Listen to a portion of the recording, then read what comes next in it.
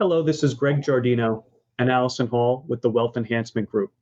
And a question that we get asked quite frequently is, can I contribute to both a Roth 401k and a Roth IRA?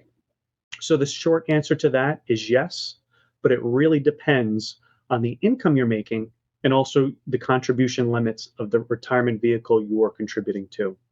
So let's dive into this and talk a little bit more between the Roth IRA and the Roth 401k differences. So we've put together this really handy chart. One of the things to consider is if you have the means to contribute to both and you're eligible to, which we'll touch on in a minute, that's great. But if you have to choose which one to fund, it's really important to be aware of the similarities and differences between them. Deciding which one to contribute to is worth putting some thought behind. So first of all, similarities, they're both going to accept after-tax contributions. Anything that goes into these accounts is going to grow tax-free. So you won't need to pay tax on investment income like interest or dividends. And then when you retire and actually start taking distributions, those will not be taxed. One of the biggest differences is the contribution limits are going to vary greatly. So for the IRA, the maximum contribution is $7,000 per year if you're under the age of 50, or $8,000 per year if you're over the age of 50. For the Roth 401k or Roth 403b, the maximum contribution is significantly higher. In 2024, it's $23,000 for the year if you're under age 50 and $30,500 if you're over age 50. One of the next big differences, which touches on that being eligible comment I made a moment ago, is that there are income limits to the Roth IRA. If you're filing single and you're making over $146,000 a year, or married filing jointly making over $230,000 per year, there are going to be phase outs. And at a certain level, which we have indicated on this chart here, you're actually not going to be able to contribute at all. The Roth 401k, however, does not have any kind of an income limitation.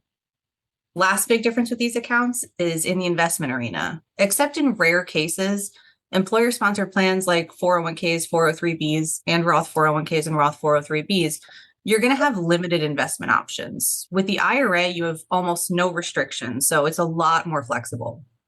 As for the required minimum distributions, neither of these account types is subject to them at this time. Up until recently, there actually were required distributions for the Roth 401k and Roth 403b, but those are no longer mandatory.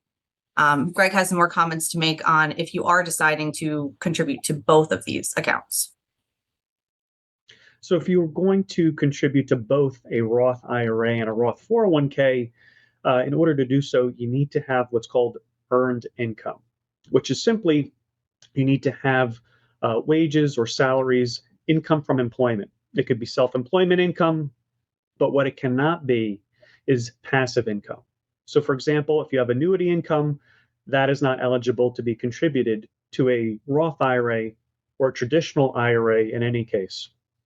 Neither is rental income, nor is your pension income, as we just mentioned. And if you're really trying to maximize getting money into a Roth, well, if you can't contribute directly to a Roth IRA because your income limits are too high and you've maxed out your Roth component in your 401k or Roth 403b, well, you can always try a Roth conversion, where specifically you can take an IRA or 401k and the pre-tax money, you can simply shift it over into a Roth. So there's no age limits to do that.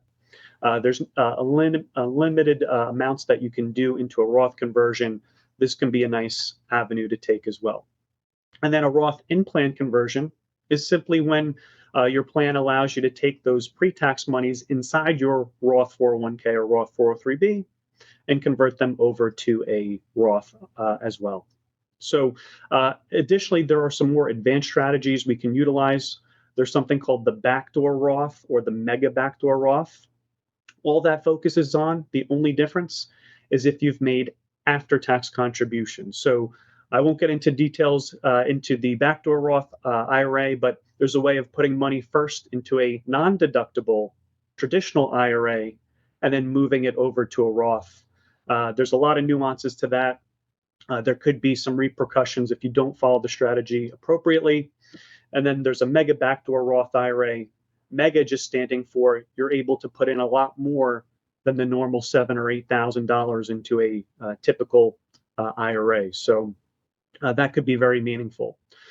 But I think the take-home point here is that at the end of the day, you want to make sure you're working not just with your financial advisor, but with a tax professional to make sure you're running the numbers. Because if you try to put money into some of these Roth components, at the end of the day, and if you do it at the wrong time, it could actually erode your wealth. So be careful, run the numbers, and this is an important piece of building your wealth. So we hope you really enjoyed today's episode on just Roths and Roth 401ks and Roth IRAs. We're here to help as always, and until next time, we'll see you soon. Take care.